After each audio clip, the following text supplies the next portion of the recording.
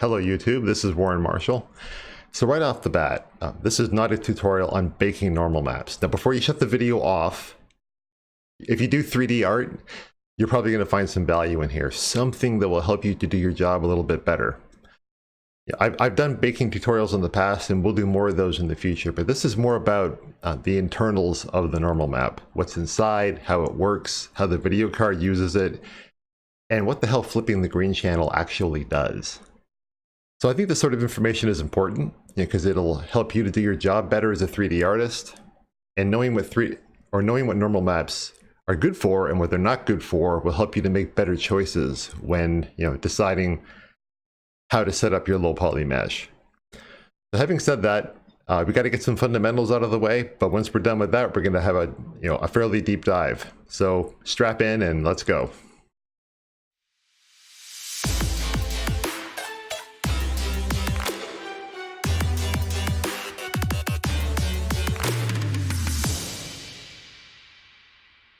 So to make the rest of the video as useful as it can possibly be, we need to get a little bit of math out of the way first. I know, but we'll try to get through it quick, all right? First thing we got to talk about is a vector. What does that term mean? So a vector is simply a collection of three values, an x, y, and a z value. These combined together give you a direction in 3D space. They indicate what direction something is facing or moving, and that's all it is. But I don't want you to be surprised when that comes up later. So the next term we have to deal with is interpolation. Now, interpolation is a long, dumb-sounding word that simply means transitioning from one value to another value by a certain step. So if I asked you to count from 1 to 5 with a step of 1, you'd say 1, 2, 3, 4, 5. That's interpolating from 1 to 5. That's all it is. And graphics renderers do this all the time. They interpolate from one vertex normal to another, or they interpolate across your UV map, or they interpolate from... trust me, interpolation is everywhere in 3D art. But it's important to understand that concept because normals are pretty important, like specifically vertex normals are pretty important to normal maps. So whenever I bring up interpolation in the future, it simply means moving from A to B with a certain step value. Done. So here's the big one, normal. Normal is a weird word because it doesn't mean at all what it means in everyday life when you start dealing with it in terms of 3D art. The word normal in terms of 3D art means the direction that something is facing. So vertices have normals and triangles have normals. Cameras have normals, everything has normals. So, and normals have lots of cool uses in 3D graphics, and I won't get into this whole thing because I'm really tempted to go off on this tangent that doesn't have anything to do with normal maps. But one cool use of normals that used to be used a lot back in the days of software renderers, it's not really, I don't think it's used all that much anymore, but was backface culling. So if you have a triangle that's about to be rendered on the screen and you know that the normal is pointing over there, well, the camera's normal is pointing directly into the screen. And if the triangle is facing away from the camera, you can tell by that normal vector with a quick little math equation. You can skip drawing the rest of that triangle. And that was a huge optimization that early software engines used to make. Now that I've got that out of my system, we can move on with actually talking about normal maps. So the final thing we need to talk about in terms of math is 8-bit. 8-bit is important because this video is going to be dealing with 8-bit normal maps.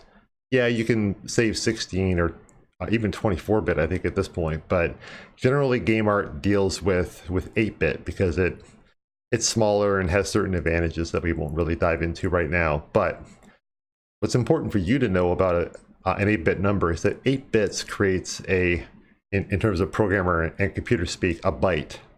And a byte value has a limited range that it can store. It can store numbers from 0 to 255. No more. And the reason, well, that probably sounds familiar from color pickers and RGB values you've seen over the years, and you've probably mulled over in your head at some point, why is it only 255? Well, that's why, because they're being stored in bytes. The reasons for that are legacy and whatever else, but one convenient thing with that is, let's say you have a 32-bit integer variable. you can pack four 8-bit values in there. And so that one integer can represent a color, an RGB with an alpha value. And that's very efficient to save, to transmit across the network, and all that kind of jazz. But the important thing for us is that 0 to 255 numeric range, because that's what the normal map stores, and that's what the renderer reads and interprets. And we'll talk about that later on. So that's enough math. I think I've bored you enough with that, but you should have, these terms should be bouncing around your head while you're watching the rest of this. So let's move on to something more visual. The coolest description that I ever heard of a normal map is that it's a form of geometry compression. And that makes a lot of sense, because you're taking all the high poly detail from your high poly mesh and you're compressing it down into a texture. Then you use that texture to uncompress all that detail onto the low poly mesh. And I love that description because it makes it very clear in my head what's going on. So what does a normal map actually do? Well, a normal map represents changes in surface normals. That's what it does. So they primarily affect lighting. As the game engine renders each triangle, it goes through a series of lookups to figure out what color each pixel on the screen should be. And it also goes through a series of lookups to figure out what the normal of each pixel should be, because it needs that for lighting and, and other various purposes. Now, a common mistake that new artists make, and I did this myself, so I'm hardly innocent, is they think normal maps can be used to convey changes in depth, and they can't, for the most part. Nothing major, anyway. It can look okay for like small holes and dents, but if you have like a large recess in the surface, it really starts to look unconvincing, essentially. So this comes down to artist experience. You begin to learn what you can get away with and what you can't. But typically you want to avoid normal mapping stuff that affects the silhouette of the mesh. If there's a dent and I can get around the side of the mesh and I can see that dent against the sky, then that really shouldn't be normal mapped. That needs to be geometry. But generally, if you have a big recessed area, throw a little geometry at it, and that'll make everything look better. So in terms of 3D rendering, and this is where we start to get into what a normal map does exactly. So when the renderer goes to draw a triangle, and I'm dealing with quads here because it's just easier for me to deal with a quad. So there's two triangles. So just imagine I've said everything twice. But every vertex on the triangle, all three of them, have a vertex normal. And so the renderer will interpolate those three normals together to get to each pixel on the screen so it can give it the correct lighting value, the correct smoothing value. It also uses that interpolation to get to that pixel's UV coordinate so it can look up a color and a metal value and a roughness and the normal map. So that's the general path that the renderer is taking. Now, if you don't have a normal map, obviously we just use the what's called the geometric normal, which is what gets computed from the vertices. But if you have a normal map, what a normal map does is it allows you to, I was hesitant to use this word, but perturb the normal. That's the mathematical term, I think. But anyway, to alter the normal. So let's say this is our triangle right here, right? And let's say that our geometric normal computes out to be perpendicular to the surface.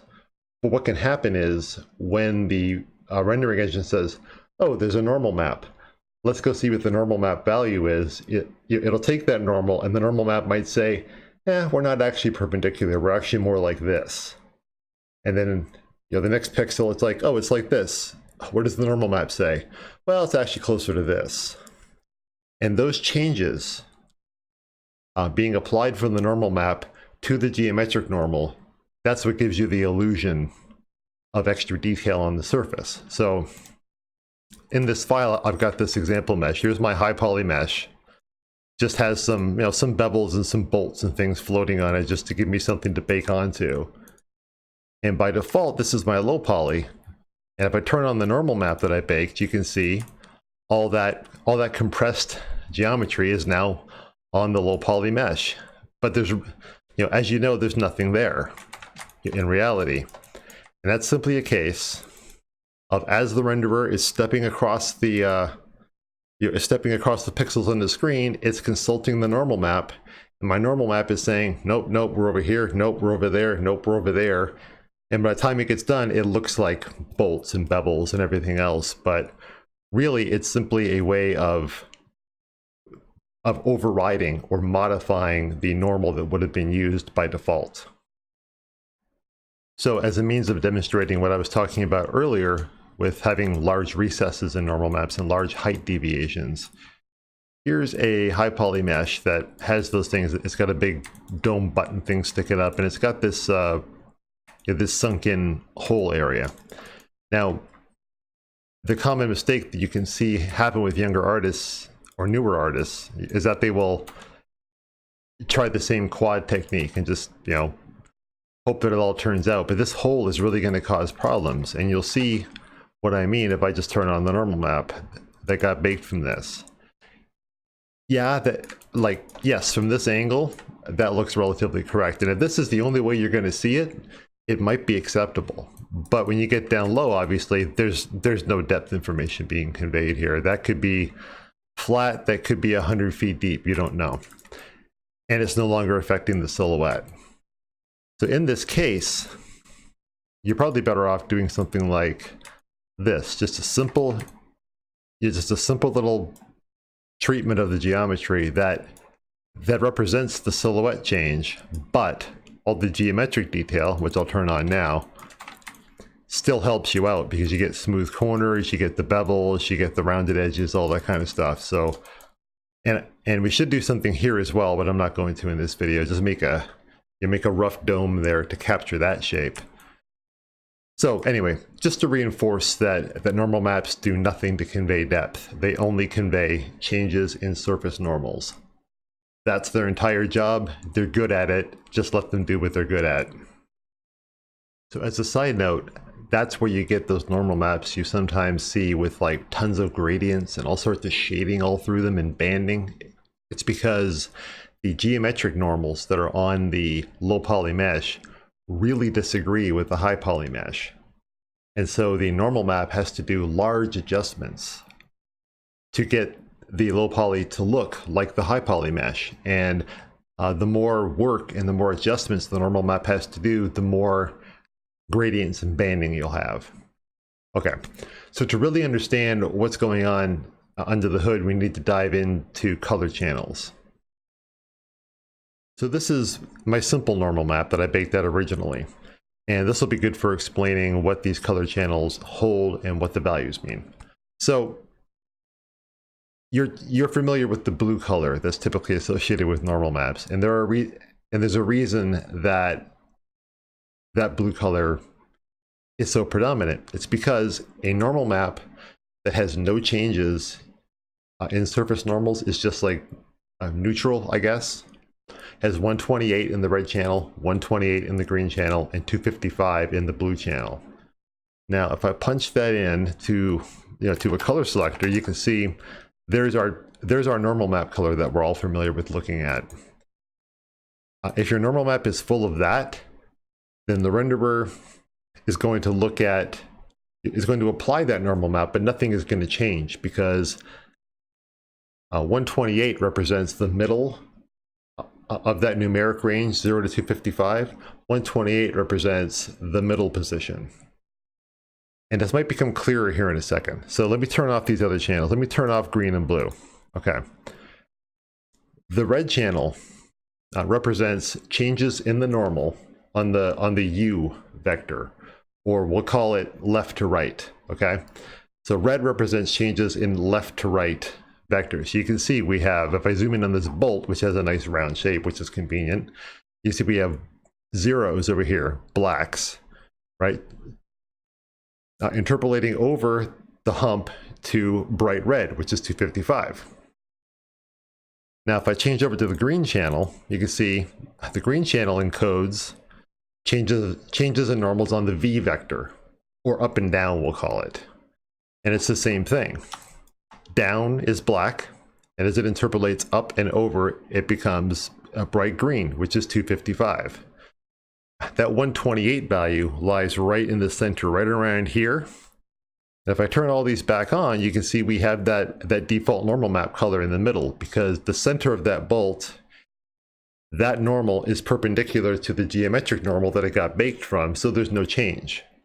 But once you start getting away from there, then the normal map starts to inject itself into the rendering pipeline and saying, oh, no, we're tilted over here, we're tilted over there, and that gives you the illusion of a bolt on your low poly mesh. And real talk on the blue channel. Typically, or in my experience, I've never had a use for the blue channel. The blue channel is typically 255 all the way through, and that's it. There are uses for the blue channel, but in terms of learning how normal maps work, you don't really need to worry about it. Just assume that it's blue, solid blue, and just move on. There's no point in complicating your life until you understand the basics. So I wanted to visually demonstrate what's going on with those values. So let's pretend that this is a side view. This box on the bottom, this represents your triangle that's being rendered. And the orange cone in the middle represents the geometric normal that's been calculated from the vertex normals. So this we'll just say that all the vertices are pointing straight up. And so that's what the orange arrow defaults to. Now, in terms of your normal map, this is what the value 128 represents. No change.